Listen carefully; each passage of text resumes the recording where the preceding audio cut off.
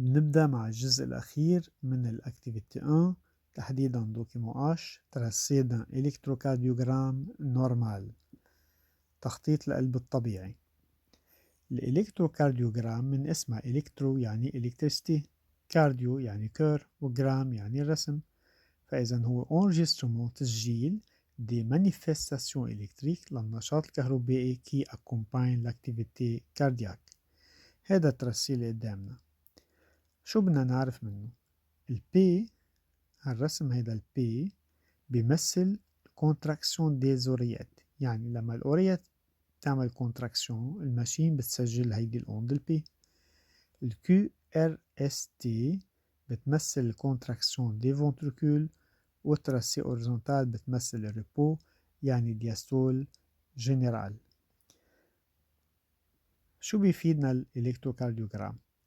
أكيد لما الطبيب يطلع هالرسم بس يشوفه بهالشكل بيعرف إنه هو إلكتروكارديوغرام نورمال، معناتها الكور عم يشتغل بشكل سليم وبشكل ريجولاريتي لإله كمان نورمال. شو بنقصد بالريجولاريتي؟ يعني هو الانتظام تبع شغل الكور بين كونتراكسيون دي زوريات والكونتراكسيون دي فونتريكول والدياسول جنرال مثل ما شفناهم المرة الماضية وشفنا التوقيت تبعهم. بدنا نميز كمان بين الإلكتروكارديوغرافي اللي هو الإكزامان، يعني اسم الإكزامان الفحص الميديكال هو إلكتروكارديوغرافي، بينما ترسي اسمها إلكتروكارديوغرام. هذا اللي بدنا نعرفه ونحفظه بهيدا الدوكيمون. نبلش بالأكتيفيتي 2 بعنوان لي فيسو إي لا ديناميك سيركولاتوار. نحن تعرفنا بالأكتيفيتي 1 على الفيسو اللي هن الأرتير والفين وشفنا أسمائهم. هلأ حنشوف ديفيرونس بين الأرتير والفين. أرتير والفين اللي هن سيكسيوني أوبسيرفي على نو بالدوكيمون بي لنشوفهم سوا ونشوف الديفيرونس بيناتهم. إذا بتطلع فيهم منيح واضح الديفيرونس. لاحظوا الباروا للأرتير بلو إبس من الباروا للفين، والأوفرتور اللي بيونت يعني واضحة، بينما الأوفرتور للفين إفلاسك رخوة وبتطبق. فإذا هذا ديفيرونس بيناتهم بما يتعلق بالستركتور، بينما بما يتعلق بالفونكسيون نحن شفنا قبل نرجع نتذكرها. الارتير مثل الارتير بيلمونير كوندوي لي سون بياخد السون منين؟ بياخد السون من كور تحديدا من الفونتريكول للأورغان اللي هني البومون، بينما الارتير أورد كمان بياخد السون من الكور للأورغان.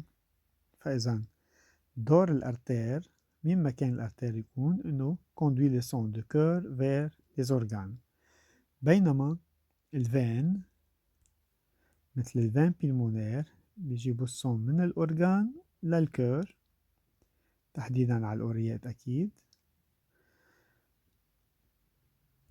والفين كاف بيجيبوا السون اللي هو بوفر اون دي أكسجين كمان على الكور. فإذا شفنا دورهم للأرتير والفين اللي هني ديفيرون، وشفنا الستركتور اللي هو كمان ديفيرون. معلومات تانية عنهم إنه الأرتير se divise à l'intérieur d'un organe en artères plus petits appelés artérioles. فإذا بينقسم لأرتيريول اللي هني بدورهم كمان بينقسموا لا grand nombre de vaisseaux très fins اللي هني الكابيلار.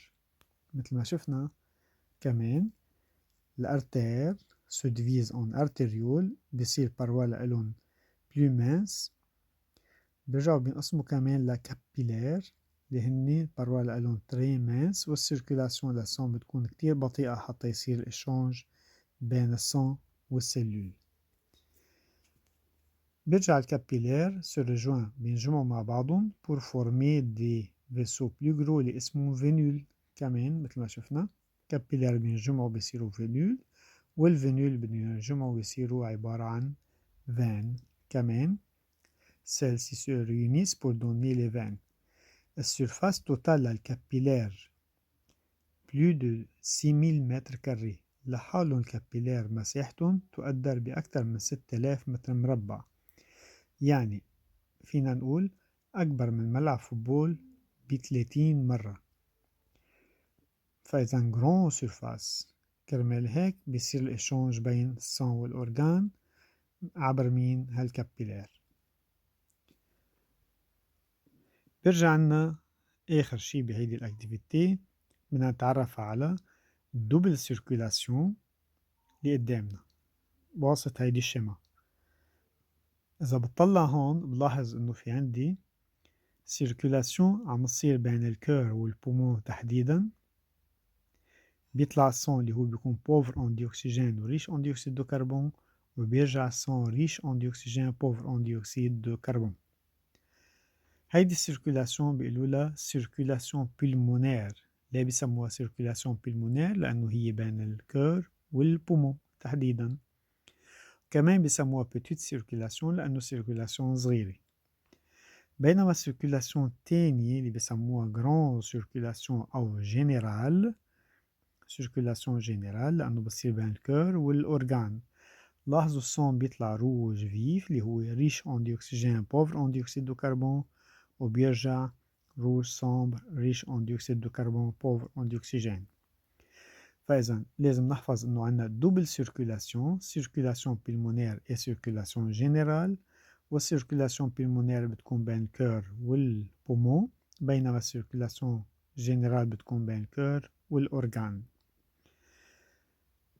شو أهمية السيركولاسيون بلمونير؟ شو أهمية السيركولاسيون جينيرال؟ بدنا نحكي بس عن الإشانج غازو.